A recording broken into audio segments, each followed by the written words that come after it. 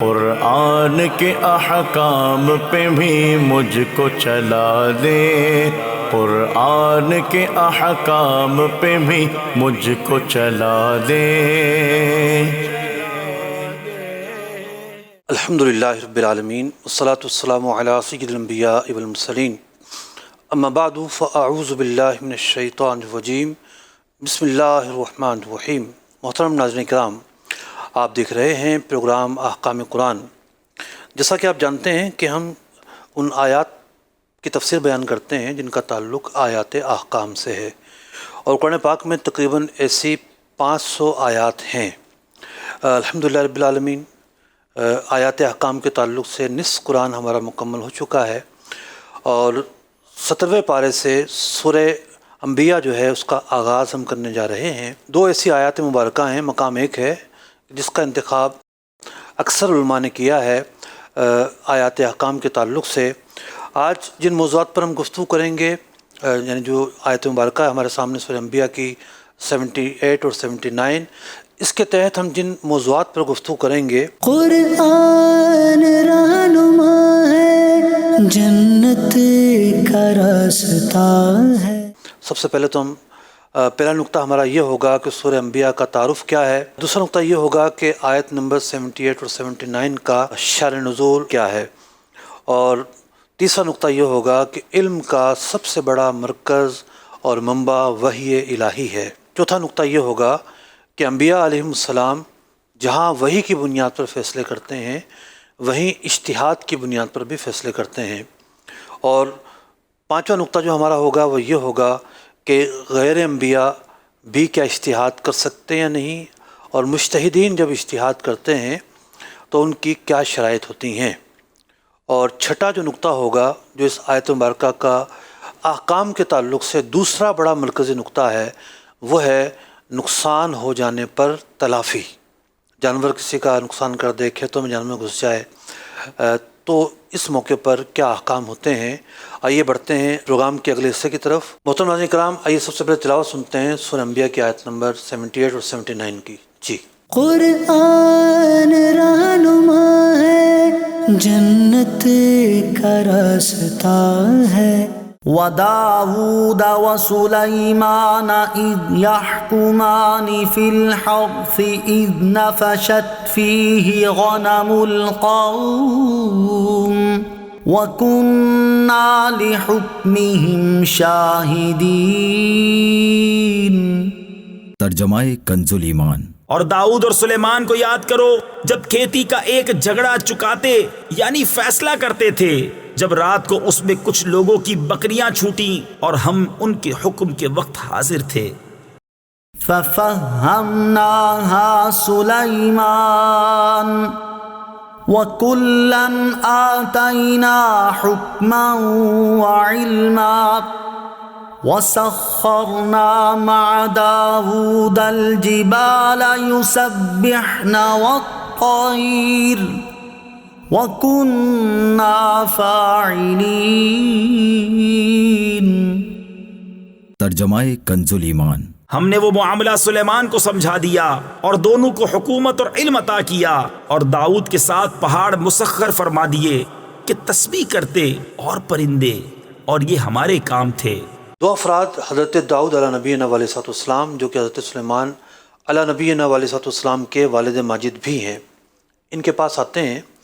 مفسرین نے بیان کیا کہ جس کے جانور تھے اس کا نام لوط تھا، اور جس کی کھیتی تھی اس کا نام ایلیا تھا۔ تو یہ افراد ان کے پاس آتے ہیں، کھیتی والا آ کے شکایت کرتا ہے کہ جانوروں نے کھیتیاں تباہ کر دی ہیں اور فصلیں کھا گئے ہیں۔ یہ معاملہ حضرت داؤد علیہ نبینا علیہ السلام کی خدمت میں پیش ہوا۔ حضرت سیدنا داؤد علیہ نبینا علیہ السلام نے فیصلہ کیا کہ چونکہ نقصان زیادہ ہوا تھا، اتنا نقصان ہوا تھا کہ جس کی قیمت بکریوں کی قیمت کے برابر تھی، تو آپ نے یہ فیصلہ کیا کہ جو بکریاں ہیں وہ کھیتی کے مالک کو دے دی جائیں۔ حضرت سلیمان علیہ نبینا علیہ السلام، آپ کی عمر اس وقت 11 سال کی تھی۔ آپ کو جب یہ بات پتہ چلی تو آپ نے کہا کہ یہاں ایک اور فیصلہ بھی ہو سکتا ہے۔ وہ فیصلہ یہ ہو سکتا ہے کہ بکریاں جو ہیں وہ کھیتی کے مالک کو دے دی جائے عارضی طور پر، وہ ان کا دودھ وغیرہ پیتا رہے، ان کو چارہ بھی کھلائے گا تو دودھ بھی پیے گا، اور جو فصل ہے یہ فصل جو بکریوں کا مالک ہے اس کے حوالے کر دی جائے، اور اس کو کہا جائے کہ یہ جو فصل ہے تیار کر کے دو۔ جب یہ فصل تیار کر دے گا تو جو نقصان کھیتی کے مالک کا ہوا تھا وہ اس کا پورا ہو جائے گا، اور اس کے بعد بکریاں اس کو واپس کر دی جائیں گی۔ یہ ایک ایسا معاملہ تھا جس کے بارے میں اللہ رب العزت کی طرف سے کوئی ہدایت نہیں تھی، کوئی وحی نازل نہیں ہوئی تھی۔ ایک معاملہ تھا دونوں کے سامنے پیش ہوا۔ حضرت داؤد علیہ السلام والد ماجد بھی ہیں، باوجود اس کے کہ حضرت سلیمان علیہ نبینا علیہ السلام کی جو عمر ہے وہ 11 برس کی ہے، لیکن اس کے باوجود آپ نے جو فیصلہ فرمایا وہ ایک جداگانہ فیصلہ تھا، اپنے والد کی جو رائے اور اوپینین تھی اس سے ہٹ کر تھا۔ اللہ رب العزت نے اس آیت مبارکہ میں حضرت سلیمان علیہ نبینا علیہ السلام کے فیصلے کی تعریف فرمائی۔ چنانچہ قرآن پاک میں ارشاد فرمایا جاتا ہے وَدَاوُدَ وَسُلَيْمَانَ، حضرت داؤد و سلیمان اذ یحکمان فی الحرث، جب یہ کھیتی کے بارے میں فیصلہ کر رہے ہیں، اذ نفشت فیہ غنم القوم، جب کسی کی بکریاں کھیتیوں میں داخل ہو گئیں، وَكُنَّا لِحُكْمِهِمْ شَاہِدِينَ، ہم نے وہی تو نازل نہیں کی تھی کہ تم نے کیا فیصلہ کرنا ہے، لیکن جب یہ فیصلہ کر رہے تھے تو ان کا فیصلہ ہمارے علم میں تھا، کوئی بات پوشیدہ نہیں تھی، ہماری نگاہ میں تھا۔ مطلب عرف عام میں ہم گواہ اسے کہتے ہیں جو وہاں موجود ہو، دیکھ رہا ہو، آئی وٹنس کو گواہ کہتے ہیں، لیکن اللہ رب العزت کے لیے ہم وہ الفاظ استعمال کریں گے کہ جو اس کے شایع نشان ہیں۔ تو اللہ رب العزت نے فرمایا کُنَّا لِحُكْمِهِمْ شَاہِدِينَ، یہ جب فیصلہ کر رہے تھے ہم پر یہ فیصلہ مخفی نہیں تھا، اللہ کے علم میں تھا، اللہ کی نگاہ میں تھا۔ اگلی آیت مبارکہ میں ارشاد ہوتا ہے فَفَهَّمْنَاهَا سُلَيْمَانَ، لیکن دونوں میں سے جو فیصلہ کیا حضرت سلیمان علیہ السلام نے یہ زیادہ بہتر ہے۔ وَسَخَّرْنَا مَعَ دَاوُودَ الْجِبَالَ، اور داؤد کو ہم نے یہ خاصیت دی ہے کہ پہاڑوں کو ان کے لیے نرم کر دیا ہے، یعنی وہ لوہے کو جو مٹھی میں لیتے تھے تو لوہا نرم ہو جاتا تھا، تو پہاڑ مسخر کر دیے ان کے لیے۔ یسبحنا والطیر، پرندوں کو مسخر کر دیا ہے، اور یہ چیزیں تسبیح بیان کرتی ہیں۔ وَكُنَّا فَاعِلِينَ، اور یہ ہمارے کام کرتے ہیں۔ ناظرین محترم، یہ تو اس واقعے کی ایک ابتدا ہے، اور یہ جو واقعہ ہے اس واقعے میں 2 حکم بیان کیے گئے۔ حضرت امام مجاہد رضی اللہ تعالیٰ عنہ مفسر قرآن ہیں، مشہور تابعی ہیں، مفسرین تابعین میں ایک نمایاں شان رکھتے ہیں، وہ بیان کرتے ہیں کہ یہ دونوں فیصلے کوئی متضاد فیصلے نہیں ہیں۔ حضرت داؤد علیہ نبینا علیہ السلام نے جو فیصلہ بیان کیا وہ حکم تھا، اور حضرت سلیمان علیہ نبینا علیہ السلام نے جو صورت بیان کی یہ کمپرومائز تھا۔ یعنی ہوتا یہ ہے کہ بعض اوقات ایک حکم آتا ہے لیکن پھر ایک کمپرومائز کی بھی گنجائش رہتی ہے۔ مثال کے طور پر 2 آدمی پارٹنرشپ کرتے ہیں، پارٹنرشپ کرنے کے بعد اب کئی سال کام چلا، اب کلوزنگ ہو رہی ہے، تو کلوزنگ ہوئی تو کلوزنگ کے بعد پتہ چلا کہ جی 40 لاکھ روپے ایک کا بن رہا ہے نفع، اور 60 لاکھ روپے نفع ایک کا بن رہا ہے۔ یہ حکم ہے کہ 40 لاکھ ایسٹ کی صورت میں، لیکوڈ منی کی صورت میں یہ اٹھائیں یا اثاثے کی صورت میں اٹھائیں، ان کے اوپر ہے۔ اب جو پیسہ ہے اس کو تقسیم کرنا تو آسان ہوتا ہے، اب رہ گیا سامان، تو سامان کے حوالے سے بعض اوقات کیا ہوتا ہے کہ کمپرومائز ہو جاتا ہے، چلو ٹھیک ہے زیادہ قیمت کا ہے، چلو ٹھیک ہے تم لے لو۔ تو حکم کے بعد جو اگلا مرحلہ ہوتا ہے وہ کمپرومائز کا ہوتا ہے، لیکن فارمولہ نکالنا ضروری ہے۔ وراثت کے مسائل ہوں وہاں فارمولہ نکلے گا کہ جی وراثت کے جو مسائل ہیں وہ یہ ہیں، اور ان احکام پر عمل کرنا ہے۔ اب ورثہ بالغ ہیں، عاقل ہیں، ان کے پاس جو دوسرا اختیار ہے وہ کمپرومائز کا بھی ہے، وہ کمپرومائز کرنا چاہیں تو کمپرومائز کر سکتے ہیں۔ کوئی اپنا حصہ کم لینا چاہ رہا ہے اسے اس بات کا اختیار ہوتا ہے۔ لیکن سب سے بڑھ کر اہم بات یہ کہ یہ دونوں باتیں جو بیان ہوئیں یہ ان کے دین میں تھیں، ہمارے دین میں نہیں ہے۔ دین محمدی میں اصول یہ ہے کہ اگر جانور مویشیاں کسی کی کھیتی خراب کر دیں، اگر مالک ساتھ تھا یا چرواہا ساتھ تھا، بے شک وہ مالک نہ ہو، چرواہا ہو، بکریوں کی کسی بھی طرح رکھوالی کرنے والا ہے، مالک ہے یا نہیں ہے، اگر وہ ساتھ تھا تو وہ نقصان ادا کرے گا، اور اگر وہ ساتھ نہیں تھا تو پھر نقصان ادا نہیں کیا جائے گا۔ حدیث پاک میں ہے جرح الاجماعی جبارن، کہ جانور جو نقصان کر دیں اس کا نقصان پورا نہیں کیا جائے گا۔ اس کی تشریح ہمارے علماء نے یہی بیان کی کہ جب جانور کا مالک ساتھ ہوگا تو نقصان پورا کیا جائے گا، ورنہ نقصان پورا نہیں کیا جائے گا۔ یہ دو آیتوں مبارکہ تھیں۔ اگلی جو آیت مبارکہ ہے، چونکہ یہ سورہ انبیاء ہے، اور سورہ انبیاء میں اللہ رب العزت نے 18 انبیاء علیہ السلام کا تذکرہ فرمایا ہے۔ 15 انبیاء علیہ السلام وہ ہیں جن کا نام لیا ہے۔ اس مقام پر حضرت داؤد علیہ نبینا علیہ السلام اور حضرت سلیمان علیہ السلام کی جو اوصاف ہیں یہ بیان ہو رہے ہیں۔ آگے فرمایا گیا وَعَلَّمْنَاهُ صَنْعَةَ لَبُوسٍ لَكُمْ لِتُحْصِنَكُمْ مِنْ بَأْسِكُمْ فَهَلْ أَنْتُمْ شَاكِرُونَ، اور ہم نے اسے تمہارا ایک پہناوا بنانا سکھایا۔ سب سے پہلے جو زرہ ایجاد کی تھی، چونکہ لوہے کو مسخر کر دیا گیا تھا، تو سب سے پہلے جو زرہ ہے وہ حضرت داؤد علیہ نبینا علیہ السلام نے بنائی تھی۔ آپ نے ایک لباس پورا تیار کیا تھا کہ جسے پہن کر تلوار اس پر اثر نہیں کرتی تھی۔ کیا تم شکر ادا کرو گے؟ اور اس کے بعد حضرت سلیمان علیہ نبینا علیہ السلام کا ایک وصف بیان فرمایا وَلِسُلَيْمَانَ الرِّيحَ عَاصِفَةً تَجْرِي بِأَمْرِهِ إِلَى الْأَرْضِ الَّتِي بَارَكْنَا فِيهَا، اور حضرت سلیمان علیہ نبینا علیہ السلام کو اللہ رب العزت نے بہت ساری خصوصیات عطا فرمائی تھیں۔ یہاں ایک آیت کا تذکرہ ہوا، فرمایا کہ تیز ہوا ان کے لیے مسخر کر دی گئی تھی۔ تیز ہوا جب چلتی ہے تو سب چیزیں بے قابو ہو جاتی ہیں، لیکن یہ ہوا ان کے تابع تھی۔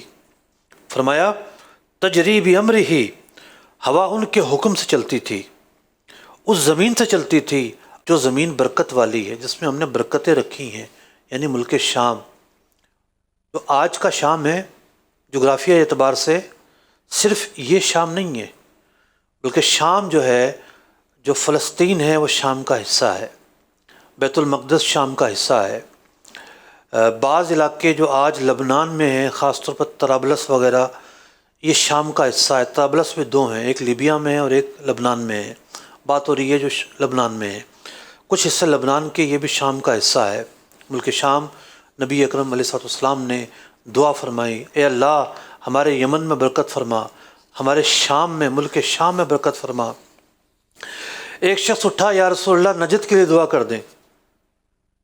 نبی اکرم علیہ السلام نے نجد کے لیے دعا نہیں فرمائی، بلکہ بعض جگہوں پہ لکھا، یعنی بخاری شریف وغیرہ کی حدیث ہے کہ نجد سے شیطان کے سینگ برآمد ہوں گے، یعنی فتنہ برآمد ہوگا، اس کے دعا نہیں فرمائی۔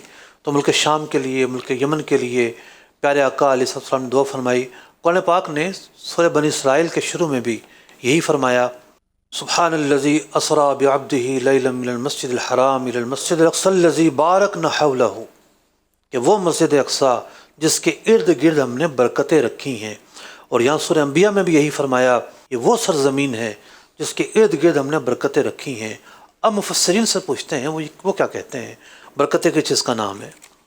تو مفسرین نے، سارے مفسرین نے ایک بات کو بیان کیا کہ وہاں اللہ نے دو طرح کی برکتیں رکھی ہیں۔ ایک، وہاں کی کھیتی بڑی زرخیز ہے، آپ چلے جائیں، جو زیتون فلسطین میں ہوتا ہے وہ دنیا میں کہیں بھی نہیں ہوتا، ایک سے بڑھ کر ایک وہاں پر فصل موجود ہے۔ ملک شام کی بھی یہی کیفیت ہے۔ ایک تو یہ برکت جو ظاہری برکت کہلاتی ہے، دوسری برکت یہ کہ یہ سرزمین انبیاء ہے۔ حضرت ابراہیم علیہ السلام کا مزار بیت المقدس میں ہے، حضرت یوسف علیہ السلام کا مزار بیت المقدس میں ہے، اور یعنی بات ہو رہی ہے یہاں پر حضرت سلیمان علیہ السلام کی، حضرت داؤد علیہ السلام کی، خود حضرت سلیمان علیہ السلام کی نشانیاں یہاں موجود ہیں۔ مسجد اقصیٰ حضرت سلیمان علیہ السلام نے تعمیر فرمائی۔ تو انبیاء علیہ السلام کی یادیں یہاں ہیں، صالحین کے مرقد یہاں پر موجود ہیں۔ آج ہمارے ساتھ پاک پتن سے بھی لوگ آئے ہوئے ہیں، کچھ افراد شریک ہیں۔ پاک پتن جو ہے بابا فرید کا شہر ہے۔ حضرت بابا فرید علیہ رحمہ ان کا ایک چلہ گاہ مسجد اقصیٰ میں موجود ہے، یعنی مسجد اقصیٰ کے جو حجرے ہیں، جو مکانات ہیں، وہاں موجود ہے۔ وہاں بیٹھ کر انہوں نے ایک عرصہ دراز تک جو ہے وہ اللہ رب العزت کی عبادت کی، خلوت تنہائی اختیار کرتے ہوئے ریاضت کی، عبادت کی۔ تو بڑے بڑے اولیاء کا وہاں جو ہے وہ مسکن رہا ہے، اور اس کے علاوہ جو فضائل وہاں پر وہ الگ ہیں۔ تو قرآن پاک جو ہے وہ کچھ جگہوں کو برکت والی جگہ قرار دیتا ہے۔ بھئی اگر صرف برکت کی وجہ کھیتی باڑی ہوں تو کھیتی باڑی تو بہت ساری جگہوں پر ہے، ایک سے بڑھ کر ایک جگہ پر ہے۔ دونوں چیزوں کو سامنے رکھنا ضروری ہے، اور سب سے اہم یہ کہ مفسرین نے تفسیر کیا بیان کی ہے، ان چیزوں کو سامنے رکھنا ضروری ہے۔ ناظرین کرام، اس صورت کا جو نمبر ہے وہ 21 نمبر ہے، 17ویں پارے میں ہے۔ حضرت سیدنا عبداللہ بن مسعود رضی اللہ تعالیٰ عنہ فرماتے ہیں کہ سورہ بنی اسرائیل، سورہ کہف، سورہ مریم، سورہ طٰہٰ اور سورہ انبیاء یہ قدیم صورتوں میں ہیں، یعنی یہ مکی صورتیں ہیں، اور ابتدائی اسلام میں انہیں حفظ کیا جاتا تھا۔ یعنی ابتدائی اسلام سے مراد یہی ہے کہ یہ مکہ مکرمہ میں نازل ہوئیں۔ اس میں اللہ رب العزت نے 18 انبیاء علیہ السلام کا تذکرہ فرمایا۔ کن کن انبیاء کا نام ذکر ہے؟ حضرت موسیٰ علیہ السلام، حضرت ہارون علیہ السلام، حضرت ابراہیم علیہ السلام، حضرت لوط علیہ السلام، حضرت اسحاق علیہ السلام، حضرت یعقوب علیہ السلام، حضرت نوح علیہ السلام، حضرت داؤد علیہ السلام، حضرت سلیمان علیہ السلام، حضرت ایوب علیہ السلام، حضرت اسماعیل علیہ السلام، حضرت ادریس علیہ السلام، حضرت ذوالکفل علیہ السلام، حضرت ذوالنون علیہ السلام، حضرت زکریہ علیہ السلام، حضرت یحییٰ علیہ السلام۔ حضرت عیسیٰ علیہ السلام کا ذکر ہے لیکن نام نہیں ہے، مریم کا بیٹا کر کے ذکر کیا گیا۔ اور 18 نمبر نبی اکرم علیہ السلام کا نام تو نہیں ہے لیکن رحمت للعالمین کہہ کر قرآن پاک نے آپ کا ذکر فرمایا۔ وجہ تسمیہ بھی سامنے آئی کہ سورہ انبیاء کہنے کی وجہ کیا ہے، کیونکہ بکثرت اس میں انبیاء علیہ السلام کے اوصاف، ان کے واقعات، ان کے احوال، ان کی قوموں کے احوال کو قرآن پاک نے اس حصے میں بیان فرمایا۔ ناظرین محترم، ایک بات بڑی قابل غور ہے، وہ بات یہ ہے کہ علم کا مرکز کیا ہے، علم کا سرچشمہ کیا ہے، علم کی روٹ کنال کیا ہے، جڑ کیا ہے۔ علم کی جو جڑ ہے وہ ہے وحی الہی، یعنی سب سے سچا جو علم ہے وہ ہے جو قرآن نے ہمیں سکھایا ہے۔ وحی الہی دو طرح کی ہے۔ وحی کا ایک حصہ وہ ہے جو قرآن کی صورت میں ہمارے سامنے ہے۔ ایسا نہیں ہے کہ جبریل امین صرف قرآن لے کر ہی نبی اکرم علیہ السلام کی خدمت میں حاضر ہوئے، بلکہ وہ قرآن بھی لے کر حاضر ہوئے اور قرآن کے علاوہ بھی اللہ کا پیغام لے کر حاضر ہوتے رہے، ہزارہا مرتبہ حاضر ہوئے ہیں۔ شاعر کہتے ہیں کہ بے لکھائے یار ان کو چین آ جاتا اگر، بار بار آتے نہ یوں جبریل سدرا چھوڑ کر۔ حضرت جبریل امین جو ہیں وہ آیات لے کر آتے تو نشاندہی فرماتے کہ یہ آیات مبارکہ ہیں، قرآن پاک کی آیات لے کر نازل ہوتے رہے، صورتیں لے کر نازل ہوتے رہے۔ تو ایک وحی کا حصہ یہ ہے جو ہمارے سامنے قرآن پاک کی شکل میں موجود ہے، اور نبی اکرم علیہ السلام کی بارگاہ میں حضرت جبریل امین جو پہنچے ہیں اور انہوں نے اللہ کا پیغام دیا، اور وہ قرآن نہیں تھا، وہ بھی وحی ہے، وہ بھی سرچشمہ ہے، وہ بھی ہدایت کا ایک منبع ہے، اور وہ بھی سچا علم ہے۔ یہی وجہ ہے کہ جب ہم احادیث مبارکہ میں دیکھتے ہیں، نبی اکرم علیہ السلام کے فرامین کو دیکھتے ہیں، تو ہمیں 1500 سال پہلے کے بتائے ہوئے جو فرامین ہیں وہ سچے معلوم ہوتے ہیں، ان کی تائید ہوتی ہے، ڈفرینٹ اعتبار سے تائید ہوتی ہے۔ رہن سہن کے اعتبار سے آپ تعلیمات دیکھ لیں، تعلیمات نبوی، آپ معاشرت کے اعتبار سے دیکھ لیں تعلیمات نبوی، جو ڈفرینٹ چیزیں نبی اکرم علیہ السلام نے بتائی ہیں اس کے اعتبار سے آپ تعلیمات نبوی دیکھ لیں۔ مثال کے طور پر آپ نے فرمایا کہ شیطان تمہارے جسم میں خون کی طرح دوڑتا ہے، نہ خوردبین ایجاد ہوئی تھی، نہ الٹرا ساؤنڈ ایجاد ہوا تھا، نہ کچھ اور ایجاد ہوا تھا، اور آپ نے بتا دیا کہ خون بھی گردش کرتا ہے۔ آپ نے فرمایا کہ جناب پہلے انسانی جو وجود ہے وہ ایک نطفے کی شکل میں ہوتا ہے، پھر ایک لوتھڑا بنتا ہے، پھر گوشت کی بوٹی بنتا ہے، پھر اس میں روح پھونکی جاتی ہے۔ یہ اسٹیپس بیان کیے۔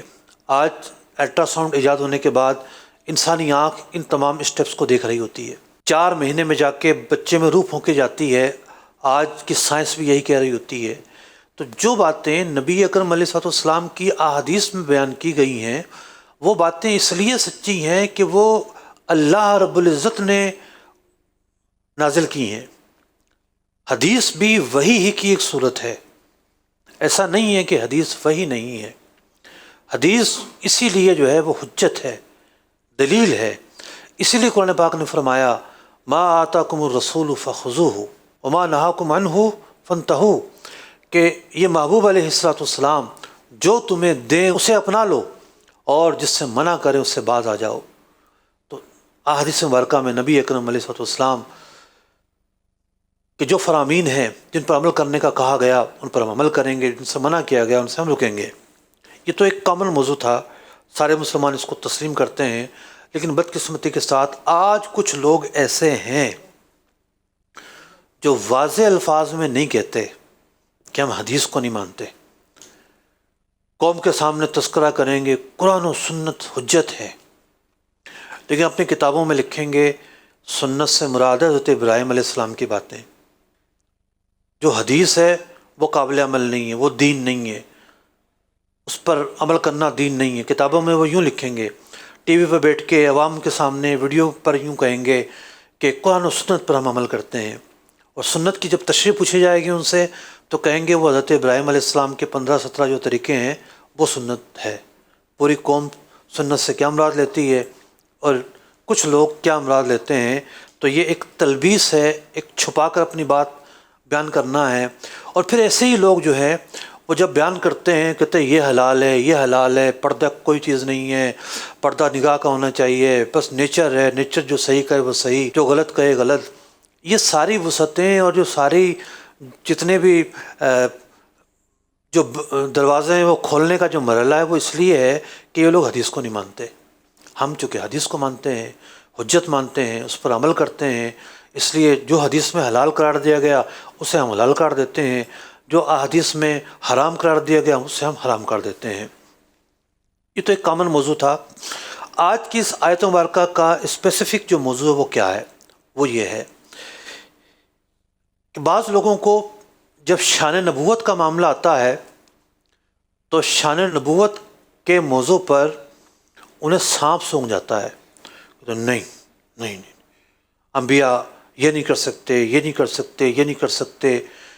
تو یہاں حضرت داؤد علیہ السلام اور حضرت سلیمان علیہ السلام کے واقعے میں اللہ رب العزت نے انبیاء کا ایک وصف بیان کیا ہے کہ اللہ نے اپنے انبیاء کو یہ طاقت بھی دی ہے کہ اگر وحی نازل نہ ہوئی ہو تو وہ اپنا فیصلہ کر سکتے ہیں. وحی کوئی نازل نہیں ہوئی تھی، یہاں پر ان سے حکم پوچھا گیا، انہوں نے اپنی رائے پر اپنا فیصلہ دیا. یہی اجتہاد کہلاتا ہے کہ جہاں وحی الہی نہ ہو اور کوئی بات درپیش ہو جائے، انبیاء علیہ السلام وہاں اپنی رائے سے بھی کوئی فیصلہ کر سکتے ہیں. تو اگر اللہ کا فرمان موجود ہے تو پھر اجتہاد نہیں ہو سکتا. تو اب اجتہاد کے 2 سٹیپس ہیں. ایک تو چیپٹر یہ ہے کہ انبیاء علیہ السلام کا اجتہاد کرنا. نبی اکرم علیہ السلام کی زندگی میں کئی ایسے واقعات ہیں جہاں آپ نے اپنی رائے سے فیصلہ دیا، اپنی رائے سے جو ہے وہ چیزوں کو بیان کیا اور اپنی رائے سے حکم جاری فرمایا. اس کی بہت ساری مثالیں موجود ہیں، بہت ساری مثالیں موجود ہیں. یہ ایک بڑا وسیع موضوع ہو جائے گا. اور ایک ہے اس امت کے علماء کا اجتہاد کرنا. اگر ہم اس چیپٹر کو لیتے ہیں، اجتہاد کا جب ذکر آتا ہے تو یہی جو اسٹیپ ہے سب سے زیادہ زیر بحث آتا ہے. اس کا مطلب یہ ہوتا ہے جہاں قرآن اور حدیث خاموش ہیں، اگر کوئی حکم قرآن میں ہے، کوئی حکم حدیث نبوی میں ہے، وہاں اجتہاد نہیں ہو سکتا. کیوں؟ اجتہاد ایک اوپینین کا نام ہے. یہ کیسے ممکن ہے کہ رسول اکرم علیہ السلام کی حدیث ہوتے ہوئے کوئی امتی جو ہے وہ اپنا اوپینین بیان کرے؟ ممکن ہی نہیں ہے۔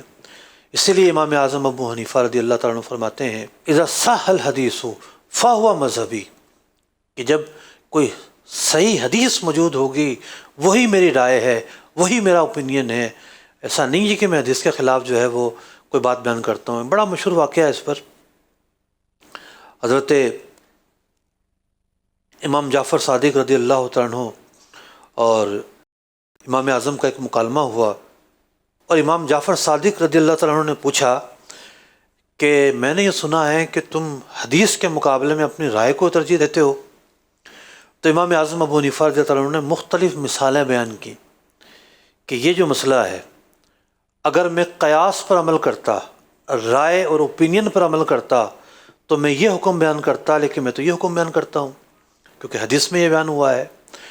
تو امام اعظم جو ہیں وہ ہرگز جو ہے وہ ایسا نہیں ہے کہ اپنی رائے پر عمل کرتے ہیں۔ امام بخاری جو ہیں، امام بخاری امام اعظم کے شاگردوں کے شاگردوں کے شاگردوں کے شاگردوں کے شاگردوں کے شاگردوں کے شاگردوں کے شاگرد ہیں۔ 8ویں مرحلے پر جا کر امام اعظم کے شاگردوں کے شاگرد ہیں۔ امام اعظم تابعی ہیں، صحابہ کی زیارت کی ہے، یعنی علم کے 3 مدرسے تھے اس دور کے اندر۔ ایک تھا مدرسہ جو مدینہ منورہ میں تھا، جو مدینہ منورہ میں صحابہ موجود تھے، ان سے جن لوگوں نے اکتساب فیض کیا انہوں نے ان صحابہ کی بات کو آگے بڑھایا، جیسا کہ امام مالک رضی اللہ تعالیٰ عنہ، انہوں نے ان افراد کی صحبت پائی کہ جنہوں نے مدینہ منورہ کے صحابہ کی صحبت پائی تھی، تو ان تابعین سے امام مالک رضی اللہ تعالیٰ عنہ نے سیکھا۔ مکہ مکرمہ میں حضرت عبداللہ بن عباس رضی اللہ تعالیٰ عنہ اور دیگر جلیل القدر جو صحابہ تھے وہ موجود تھے۔ تو امام شافعی رحمۃ اللہ تعالیٰ علیہ کا جو علم ہے، اس کا جو ماخذ ہے، اگرچہ کہ امام شافعی رحمۃ اللہ تعالیٰ علیہ نے امام اعظم کے شاگرد امام محمد سے بھی سیکھا ہے، لیکن ان کا جو بڑا ماخذ ہے علم کا، وہ جو مکہ کے صحابہ ہیں، ان کے جو تلامذہ تھے، تابعین جو تھے مکہ مکرمہ میں، امام شافعی نے ان سے فیض حاصل کیا۔ اور ہزارہا صحابہ جب کیپٹل منتقل ہوا مدینہ منورہ سے کوفہ میں، حضرت سیدنا علی المرتضیٰ کرم اللہ وجہہ الکریم کے دور میں کوفہ جو ہے وہ کیپٹل بنا سلطنت اسلامیہ کا، ریاست مدینہ کا کیپٹل کوفہ بنا۔ تو ایک بڑی تعداد صحابہ کرام کی یہاں تشریف لے آئی، اور خود مرکز علم، باب العلم حضرت علی المرتضیٰ کرم اللہ وجہہ الکریم بھی یہی تشریف فرما تھے۔ اور وہ صحابی جنہیں صاحب النالین والوسادہ کا لقب ملا، یعنی حضرت عبداللہ بن مسعود نبی اکرم علیہ السلام کے ساتھ ساتھ رہتے تھے، آپ کے نالین شریف اٹھاتے، تکیہ آپ کے ہاتھ میں ہوتا، اسی لیے ان کا لقب بھی صاحب الوسادہ والنالین ہے۔ یہ بھی وہاں تشریف فرما تھے۔ امام اعظم رضی اللہ تعالیٰ عنہ کو جن صحابہ کا فیضان ملا ان میں سر فہرست حضرت عبداللہ بن مسعود رضی اللہ تعالیٰ عنہ ہیں۔ امام اعظم اگر رفع دین نہیں کرتے، وہ اس وجہ سے نہیں کرتے کہ حضرت عبداللہ بن مسعود رضی اللہ تعالیٰ عنہ نے نماز کا جو طریقہ بیان کیا ہے، جو کہ ابو داؤد شریف وغیرہ میں بیان ہوا، اس میں اس طریقے میں رفع دین کا ذکر نہیں ہے۔ امام اعظم کو جو حدیث پہنچی ہیں وہ تو براہ راست تابعین سے پہنچی ہیں، کچھ صحابہ کی تو آپ نے زیارت کی ہے۔ امام بخاری نے بخاری شریف میں جو ثلاثیات روایت کی ہیں وہ 22 احادیث ہیں۔ ثلاثیات سے مراد یہ ہے کہ نبی اکرم علیہ السلام اور امام بخاری کے درمیان 3 واسطے ہیں، یعنی صحابی، تابعی اور تبع تابعی۔ لیکن امام اعظم ابو حنیفہ رضی اللہ عنہ نے جن احادیث کو سنا، جس پر بنا رکھی، کتنے تو راوی بخاری شریف میں ایسے ہیں جو امام اعظم کے شاگرد ہیں، حضرت عبداللہ بن مبارک امام اعظم کے شاگرد ہیں، اور بڑے بڑے جلیل القدر بخاری کے جو راوی ہیں وہ امام اعظم کے شاگرد ہیں۔ کہنے کا مقصد یہ ہے کہ امام اعظم ابو حنیفہ رضی اللہ عنہ یا امام شافعی یا امام احمد بن حنبل یا امام مالک رضوان اللہ تعالیٰ علیہم اجمعین، یہ جو ائمہ ہیں، جو ائمہ مجتہدین کہلاتے ہیں، انہوں نے جہاں اپنا اوپینین دیا ہے وہ وہاں دیا ہے جہاں قرآن کی آیت نہیں تھی یا واضح نہیں تھی۔ جہاں حدیث نہیں تھی یا واضح نہیں تھی، جہاں حدیث واضح تھی یا قرآن پاک کی آیت واضح تھی وہاں انہوں نے اپنا اوپینین نہیں دیا، انٹرپریٹیشن میں اختلاف ہوا ہے۔ قرآن پاک کی آیت تو ہے لیکن اس کی انٹرپریٹیشن اپنے اپنے طور پر کر رہے ہیں۔ امام شافعی اپنے طور پر کر رہے ہیں، جیسا کہ قرآن پاک نے فرمایا والمطلقات یتربصن بانفسہن ثلاثۃ قروء، جب طلاق ہو جائے تو طلاق ہونے کے بعد جو عورت ہے وہ 3 قروء تک عدت گزارے گی۔ امام اعظم ابو حنیفہ لغت عرب کو سامنے رکھتے ہوئے قروء سے مراد لیتے ہیں ناپاکی کے ایام، امام شافعی مراد لیتے ہیں پاکی کے ایام۔ لغت عرب کی وجہ سے ایک معنی میں دونوں کا اختلاف واقع ہوا۔ اب اس کا نتیجہ کیا نکلے گا؟ شوہر نے عورت کو طلاق دی اور عورت تھی پاکی کے ایام میں،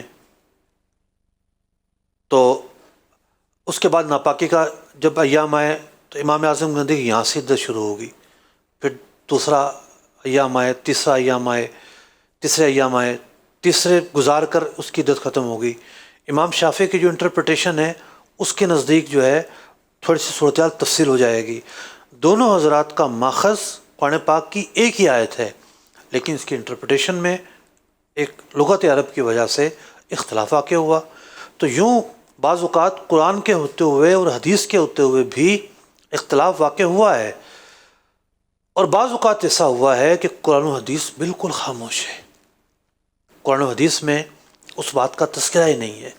اب جو ائمہ مجتہدین استنباط کریں گے وہ استنباط کریں گے ان وجوہات کی بنیاد پر کہ جو قرآن اور حدیث میں بیان کی ہے، جیسا کہ قرآن میں افیون کا ذکر نہیں ہے، قرآن میں چرس کا ذکر نہیں ہے، قرآن پاک میں جو ہے بیئر جو ہے جو کی شراب ہوتی ہے اس کا ذکر نہیں ہے، یا اور بہت ساری جو شرابیں بنتی ہیں اس کا ذکر نہیں ہے۔ قرآن نے جس شراب کو حرام قرار دیا ہے اس کو قرآن نے خمر کہا ہے۔ انما الخمر والمیسر والانصاب والازلام رجس من عمل الشیطان، کہ شراب جو ہے اور پانسے جو ہیں اور یہ جو چیزیں ہیں یہ ناپاک ہیں اور شیطان کے افعال سے ہیں۔ تو لفظ خمر جو قرآن نے بیان کیا، خمر کہتے ہیں انگور کی شراب کو، وہ شراب جو انگور سے بنائی جائے۔ لیکن احادیث میں اس کی علت بیان کر دی گئی کہ جو نشہ لانے والی چیزیں ہیں وہ حرام ہیں، تو شراب کی حرمت کی وجہ ہمارے سامنے آ گئی کہ شراب میں اصل میں نشہ ہے اور جو نشہ لانے والی چیزیں ہوں گی وہ حرام ہوں گی۔ یہی وجہ ہے کہ ائمہ مجتہدین نے نشے والے جتنی چیزیں ہیں سب کو حرام قرار دیا۔ یہ اجتہاد ہوتا ہے کہ قرآن و حدیث نے جن چیزوں کو حرام قرار دیا اس کی علت کو سامنے رکھتے ہوئے علماء جو ہے اس کو کسی حکم میں جاری کریں۔ اور پھر ایک صورت یہ ہوتی ہے کہ زمانے کے نئے مسائل آ جائیں، جیسا کہ انجیکشن سے روزہ ٹوٹ جاتا ہے کہ نہیں ٹوٹتا، یہ مسئلہ علماء عصر کے درمیان مختلف ہی ہے، کچھ کہتے ہیں ٹوٹ جاتا ہے، کچھ کہتے ہیں نہیں ٹوٹتا۔ سندھ کے ایک بہت بڑے مفتی گزرے ہیں تقریباً 100 سال پہلے، مفتی سندھ کا لقب تھا ان کے پاس، بڑے جید عالم تھے۔ انہوں نے ایک استدلال کیا کہ دیکھیں فقہ نے لکھا ہے کہ سانپ جس کو کاٹ جائے اس کا روزہ نہیں ٹوٹے گا، تو جب سانپ ڈنک مارتا ہے تو زہر انجیکٹ کرتا ہے اور انجیکشن بھی یہی کام کرتا ہے۔ تو انہوں نے ائمہ مجتہدین کا جو اصول تھا ان سے جو مروی چیزیں تھیں اس کو لے کر ایک اجتہاد کیا۔ تو ایک اجتہاد کی صورت ہوتی ہے کہ جو ائمہ مجتہدین نے اصول بیان کیے ہیں اس کی روشنی میں اجتہاد کیا جائے۔ حضرت مفتی شریف الحق امجدی رحمۃ اللہ تعالیٰ علیہ نے امام اعظم ابو حنیفہ کے بیان کردہ اصول کو لے کر کہ ایک اختلاف واقع ہوا ائمہ کے درمیان کہ مرد کے پیشاب کے راستے کوئی چیز ڈالی جائے تو روزہ ٹوٹے گا کہ نہیں ٹوٹے گا، تو وہاں پر ایک اوپینین یہ تھا کہ چونکہ اندر جا کے مثانہ ہے اور مثانے اور معدے کے درمیان ایک جھلی ہے، اگر وہاں سے کوئی چیز جاتی ہے معدے کی طرف تو وہ مسام سے گزر کے جائے گی، کوئی نالی نہیں ہے، رس کر جائے گی۔ تو وہاں پر بعض ائمہ کا یہ موقف تھا کہ اس صورت میں روزہ نہیں ٹوٹے گا۔ حضرت مفتی شریف الحق امجدی صاحب نے اپنے مقالات کے اندر اس بات کو بیان کیا کہ کوئی بھی نسل براہ راست جو ہے وہ خون کی جو نالی ہے وہ معدے میں نہیں اتر رہی۔ معدہ ایک جھلی کا نام ہے، اور جو چیز اس کے اندر پہنچ رہی ہے وہ رس کر پہنچ رہی ہے، یعنی مطلب کھانے کی نالی تو براہ راست جا رہی ہے، ہم کھانے کی نالی کی بات نہیں کر رہے۔ جن کو منافذ کہا جاتا ہے، جیسے ناک کا راستہ ہے یا پخانے کا راستہ ہے یا دماغ میں سوراخ ہو جائے وہ راستہ ہے، ہم اس کی بات نہیں کر رہے۔ ہم بات کر رہے ہیں انجیکشن لگانے کی، وہ رگ میں لگایا جاتا ہے یا وہ گوشت میں لگایا جاتا ہے۔ اب یہ جو چیز اس کا اثر جو معدے تک پہنچے گا وہ چیز رس کر معدے تک پہنچے گی، سوراخ سے براہ راست نہیں پہنچے گی۔ تو ائمہ کے اس اجتہاد کو لے کر، اس اصول کو لے کر عصر حاضر کے حضرت مفتی شریف الحق امجدی رحمۃ اللہ تعالیٰ علیہ شارح بخاری، تو انہوں نے اس مسئلے پر جو ائمہ مجتہدین نے اصول بیان کیا تھا اس کو سامنے رکھ کے عصر حاضر کے ایک مسئلے میں ایک اوپینین قائم کیا، یہ اجتہاد کہلاتا ہے۔ یعنی براہ راست تو اجتہاد نہیں ہے۔ اب علماء کس طریقے سے مسائل کو حل کرتے ہیں یہ اس کی صورت ہے۔ کرونا کا مسئلہ درپیش ہوا، کرونا کے مسئلے کے درپیش ہونے کے بعد ایک نیا مسئلہ کھڑا ہو گیا، حکومت نے کہا جی نمازوں میں فاصلہ کرو، یہ بیماری لگ جائے گی اور وہ بیماری لگ جائے گی اور وہ بیماری لگ جائے گی۔ ہمارے علماء نے کہا کہ بھائی آپ جتنی باتیں کر رہے ہیں نا، میں ان اجلاسوں میں شریک ہوتا رہا ہوں، جو اجلاس ڈے 1 سے لے کر ڈے اینڈ تک، مجھے یاد ہے کہ 6 جون 2022 کو آخری اجلاس ہوا ہے، پریزیڈنٹ صاحب گورنر ہاؤس میں ہی موجود تھے، اور وہ آخری اجلاس تھا کہ اب پابندیاں ہٹ رہی ہیں تو اب بھی ہم آپ لوگوں کا آن بورڈ لیتے ہیں۔ ڈے 1 سے میں موجود تھا ان اجلاسوں میں، تو جہاں یہ سارا ڈیسیجن ہوتا رہا اور فیصلے ہوتے رہے، تو وہاں علماء نے کہا کہ دیکھیں آپ کی جتنی بھی باتیں ہیں نا وہ ساری ضمنی ہیں۔ آپ کہتے ہیں یہ نقصان ہو جائے گا، یہ نقصان ہو جائے گا، یہ نقصان ہو جائے گا۔ اگر آپ یعنی جو ماہرین ہیں ہمیں یقین کی حد تک کہتے ہیں، ظن غالب کی حد تک کہتے ہیں، تو ایک اوپینین ہے آپ کا، آپ کہتے ہیں آپ ماہرین ہیں کہ بھئی اتنا نقصان ہو جائے گا، تو ٹھیک ہے پھر ہم فتویٰ دیتے ہیں کہ فاصلہ کیا جائے۔ اگر آپ کو صرف شک ہے، چونکہ اس زمانے میں ماہرین کو بھی اندازہ نہیں تھا کہ کیا ہوگا، اور ان کا جو گمان تھا وہ گمان بھی ایک بڑا قوی تھا، اتنا بڑا نقصان ہو جائے گا، وہ لوگوں کو دیکھ بھی رہے تھے، اور ہم نے دیکھا کہ پاکستان کے جو لوگوں کا اسٹیمنا ہے یہ دنیا کے کئی ملکوں سے زیادہ تھا۔ اس کی کئی وجوہات ہیں۔ ہمارے معاشرے میں شراب نوشی نہیں ہے، ایک طبقہ ہے، ایک معاشرہ ہے، شراب نوشی بہت زیادہ ہے، اس کی وجہ سے اسٹیمنا کم ہوتا ہے۔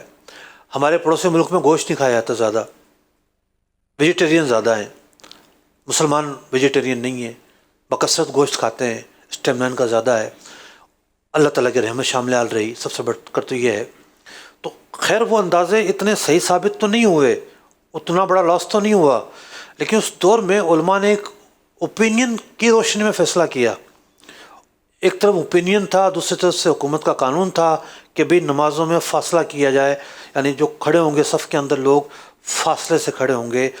1500 سالہ تاریخ جو ہے اسلام کی، یہ مسئلہ کبھی درپیش نہیں ہوا کہ جی مسجدوں میں فاصلہ کر کے کھڑے ہونا ہے، لیکن ایک صورت پیش ہوئی، علماء کی اوپینین سامنے آئی، تو یہ پھر ایک اجتہاد کی صورتیں بن جاتی ہیں، اور ایک یہ جداگانہ ایک موضوع ہے، تفصیلی موضوع ہے، اس کی شرائط ہے۔ ہر آدمی اجتہاد نہیں کر سکتا، ہر محلے کا امام جو ہے یا ہر خطیب، جس کو چرب زبانی آ گئی، جس کو زیادہ بولنا آ گیا، جس کو جو ہے وہ یہ بھی نہیں پتا کہ ڈیلا جو ہے جس سے استنجا کیا جاتا ہے، اس ڈیلے کے کیا احکام ہیں، اس ڈیلے سے استنجا کرنا جو ہے یہ قیاس سے ثابت ہے یا نص سے ثابت ہے، جس کو یہ بھی نہیں پتا، مجتہد جو ہے اس کی نظر پورے قرآن پر ہوتی ہے، پورے حدیث پر ہوتی ہے، یا ائمہ کی تعلیمات کی روشنی میں جو اجتہاد کر رہا ہوتا ہے اس کی نظر ائمہ کے سارے اصولوں پر ہوتی ہے، ورنہ بعض اوقات ایک اصول کو لے کر فیصلہ کرنے جاتے ہیں، نہیں، 2 اصولوں کو سامنے رکھنا ہوتا ہے۔ ہم دیکھتے ہیں سپریم کورٹ میں جب آئینی پٹیشن جاتی ہیں، جب آئین پاکستان کی انٹرپریٹیشنز ہو رہی ہوتی ہیں، وہ کیا ہو رہا ہوتا ہے کہ جناب جج صاحب 2 شکوں کو ملا کر دیکھیں گے تو بات نکلے گی، کورٹ بھی کہتی ہیں ہاں بھی نکلے گی۔ تو یہاں بھی ایسا ہی ہوتا ہے، جو ائمہ مجتہدین نے اصول بیان کیے ہیں، کوئی ایک چیز کو لے کے بیان کرنا شروع کر دے، ایسا نہیں ہے۔ تو جو ہمارے ائمہ گزرے ہیں ماضی قریب میں، جو مجتہد فی المسائل گزرے ہیں، اجتہاد کے بھی درجے ہوتے ہیں، یعنی فقہ کے 7 درجے بیان کیے کتابوں میں، 7 طرح کے فقہ ہوتے ہیں۔ ماضی قریب میں جو گزرے ہیں، اعلیٰ حضرت امام اہل سنت رضی اللہ تعالیٰ عنہ اپنے وقت کے بہت بڑے جید عالم گزرے ہیں، ان کی کتابیں پڑھیں تو آپ کو پتہ چلتا ہے امام اعظم کا مذہب ہے فقہ حنفی، اس پر آپ کی کتنی گہری نگاہ ہے، قرآن و حدیث پر آپ کی کتنی گہری نگاہ ہے، علم رجال پر آپ کو کتنا بڑا رسوخ حاصل ہے، علم حدیث پر آپ کو کتنا بڑا رسوخ حاصل ہے۔ تو جب ایک آدمی علم و فن کا پہاڑ بنتا ہے اور نائب رسول بنتا ہے، تب جا کے وہ اپنا حق ادا کرتا ہے۔ اللہ کی غیبی مدد شامل ہونا ضروری ہے، نائب رسول ہونا ضروری ہے۔ جو نائب رسول ہوتا ہے وہ اپنا اوپینین اللہ اور اس کے رسول کی رضا کے لیے دیتا ہے، شہرت کے لیے نہیں دیتا۔ خالی ڈبہ نہیں ہوتا، ٹھنڈا ٹھنڈا بج رہا ہے جناب، اس کو اپنی شہرت مطلوب ہے، وہ روزانہ ایک مسئلہ لے آتا ہے۔ آج کسی کو مشہور ہونا ہے، لے آئے مسئلہ گدھا حلال ہے۔ میں نے دیکھی ایک ویڈیو ایک بندے کی، وہ کہہ رہا ہے جی گدھا حلال ہے، اللہ اکبر استغفر اللہ، کیسے حلال ہے؟ تو مشہوری تو مل جائے گی، ایسا بندہ نائب رسول نہیں ہو سکتا، ایسے بندے کے ساتھ اللہ کی غیبی مدد نہیں ہو سکتی۔ آج کا بنیادی موضوع تو یہ تھا کہ جناب چیزوں کا نقصان ہو جائے تو کیا کرنا چاہیے۔ پورا ایک چیپٹر ہے زمان کا چیپٹر، یعنی نقصان جب ہو جائے تو پھر نقصان کی کس طرح تلافی ہو گئی، ملازم سے نقصان ہو جاتا ہے، کسی اور شخص سے نقصان ہو جاتا ہے، یا آؤٹ سائڈر سے نقصان ہو جاتا ہے، تو کتابوں میں زمان کا بھی ایک چیپٹر موجود ہے، فقہ اسلامی کا پورا ایک چیپٹر ہے، اور سلو اور کمپرومائز جو ہے اس کا بھی پورا ایک چیپٹر موجود ہے۔ بہار شریف میں دونوں چیپٹرز موجود ہیں، تو یہ فقہ اسلامی کے 2 بڑے باب ہیں۔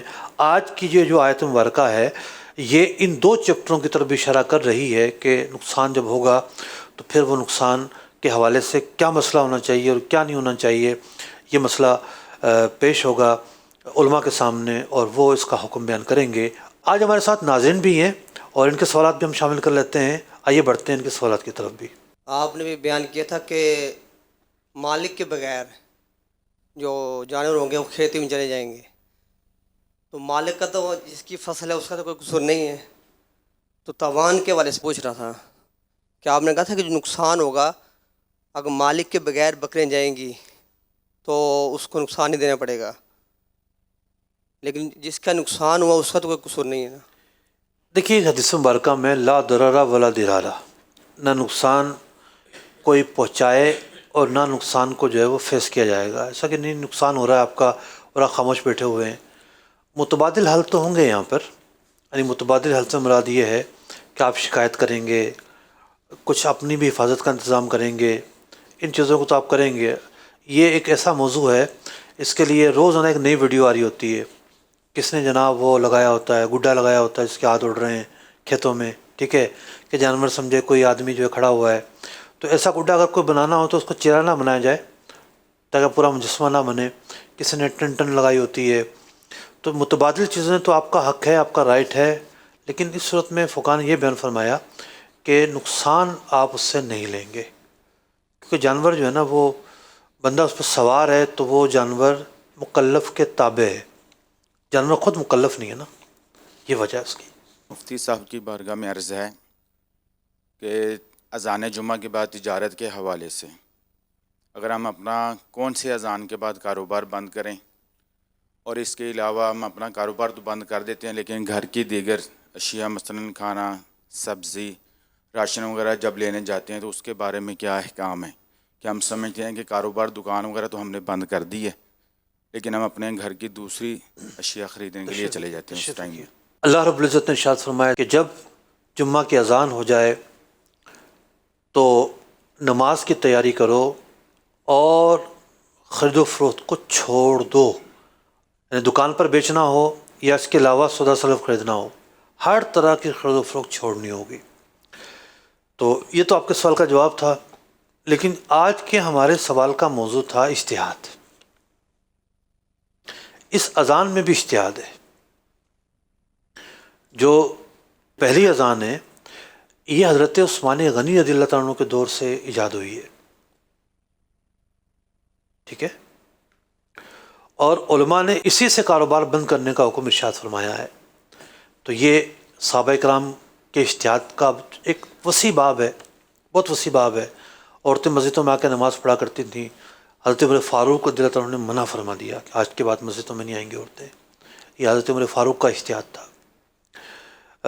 تراویح کی جماعت قائم کرنا، 20 تراویح کی جماعت ہوتی رہی، یہ آپ کا اجتہاد تھا. اجتہاد کے والے سے ایک سوال ذہن میں آیا کہ جس طرح کہ ہمارے بچپن میں ہم نے ایک بات سنی تھی کہ پہلے کے جو علماء کرام تھے وہ یہ کہتے تھے کہ ٹی وی جو ہے گھر میں نہیں ہونا چاہیے.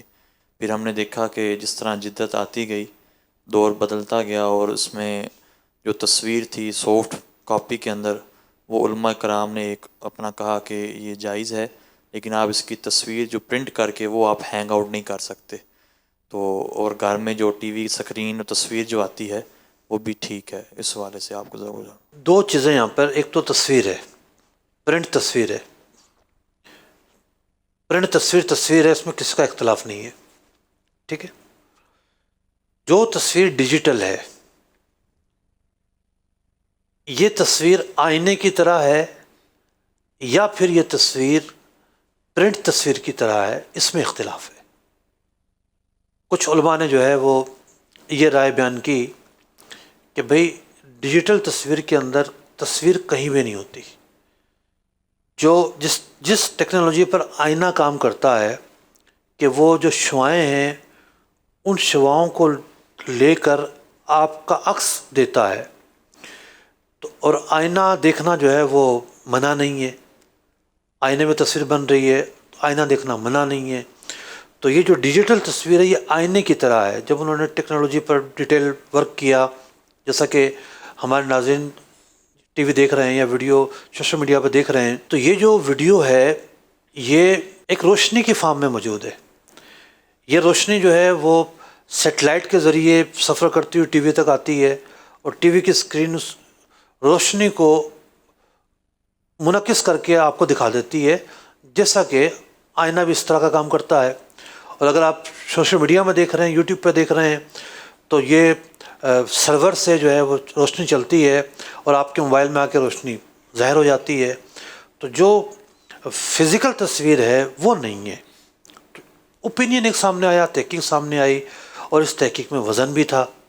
یعنی ہم دیکھ رہے ہیں کہ جو ٹیکنیکلی اعتبار سے انٹرپریٹیشن جو ہے اس پورے سسٹم کی اسی طریقے سے ہے. تو حضرت شیخ الاسلام مدنی میاں دامت برکاتہم العالیہ، انہوں نے اس مسئلے پر بہت پہلے، آج سے کوئی 20-25 سال پہلے، ایک بڑی مفصل کتاب لکھی تھی. اس میں تفصیل کے ساتھ اس چیز کو بیان کیا گیا. تو اس رائے کو پھر علماء مانتے گئے، تسلیم کرتے گئے. جیسا کہ ہمارے ساتھ بصیر پور سے بھی آج ایک صاحب آئے ہوئے ہیں. بصیر پور سے، کیا نام ہے آپ کا؟ بصیر پور سے علی اصغر اتاری. ماشاء اللہ. بصیر پور کیا قصبہ ہے، شہر ہے، کیا ہے؟ چھوٹا شہر ہے حضور، چھوٹا سا شہر ہے. اور حضرت نور اللہ بصیر پوری صاحب جو تھے ویسے شہر میں رہتے تھے یا گاؤں میں رہتے تھے؟ یہ بیسیکلی تو گاؤں سے تھے. اچھا. بصیر پور شریف میں آ کر انہوں نے دین کا کام ماشاءاللہ بہت کیا. اب بصیر پور شہر اکاڑا سے آگے چھوٹا سا قصبہ ہے، ٹھیک ہے. میں کبھی گیا نہیں ہوں، مجھے خواہش پڑی ہے جانے کی وہاں پہ، ٹھیک ہے، کیونکہ وہاں ایک دو بزرگان دین ان کے بھی مزارات ہیں. اب یہ ایک چھوٹے سے قصبے میں بیٹھا ہوا ایک عظیم انسان حضرت نور اللہ بصیر پوری صاحب، انہوں نے فتاوی نوریہ کے اندر لاؤڈ اسپیکر پر گفتگو کی. مطلب بعض علماء کو یہ اشکال تھا کہ لاؤڈ اسپیکر کی جو آواز ہے یہ جنون آواز نہیں ہے. اللہ اکبر، تحقیق کے دریا بادی ہے. سائنٹیفک اعتبار سے، فقہی اعتبار سے، علم و تحقیق کے اعتبار سے یہ وہ پہلے فرد ہیں جنہوں نے بہت تفصیل کے ساتھ اس مسئلے کو لکھا ہے. یہ پاک و ہند کے اندر پہلے فرد ہیں جنہوں نے اتنا تفصیلی جو ہے وہ رسالہ اس موضوع پر لکھا ہے، اور پھر علماء نے ان کی رائے کو قبول کیا. ایک وقت تھا کہ بہت سارے، ایک غالب تعداد میں علماء لاؤڈ اسپیکر پر نماز نہیں پڑھاتی تھی. تو بات یہ نہیں ہے کہ کوئی ٹسل بازی ہے، جمود طاری ہے. بات یہ جب کوئی رائے اور اوپینین اور تحقیق سامنے آتی ہے تو پھر علماء اس تحقیق کو قبول کرتے یا نہیں کرتے. اور بات یہ نہیں کہ آج حرام قرار دے دیں گے، کل حلال قرار دے دیں گے. نہیں، اگر اجتہادی مسائل میں کوئی نئی رائے ایسے سامنے آتی ہے جو اکابر علماء ہیں اس کو تسلیم کرتے ہیں، تو یہ ایک حسن ہے، یہ ایک اچھا طریقہ ہے. بس مولویوں کو گالی دینے والوں کو بہانہ ملنا چاہیے. ایک پازیٹیو چیز کو منفی کر کے شو کرتے ہیں اور ایک اس کا ایک غلط جو ہے وہ شکل وہ معاشرے کے سامنے پیش کرتے ہیں. اللہ رب العزت فہم قرآن عطا فرمائے، فہم دین عطا فرمائے اور شریعت مطہرہ پر ہمیں عمل کرنے کی توفیق عطا فرمائے. آمین بجاہ النبی الامین صلی اللہ تعالی علیہ وسلم. قرآن کے احکام پہ بھی مجھ کو چلا دے، قرآن کے احکام پہ بھی مجھ کو چلا دے.